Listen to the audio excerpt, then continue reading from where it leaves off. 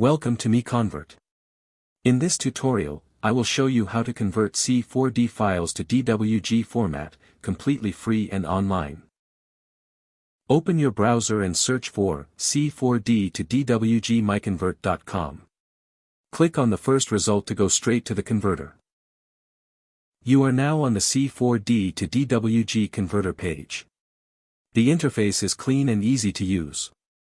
Let's upload a file. Click the Choose File button. A file picker will open. Select the C4D file you want to convert, then click Open. Your file is loaded and ready. You can see the file name, size, and destination format. Click Convert now to start the conversion. The conversion is in progress. You can see the progress bar moving. This usually takes just a few seconds. Done. Your file has been successfully converted. Click Download to save the DWG file to your computer. That's it. Visit MiConvert.com for more free conversion tools.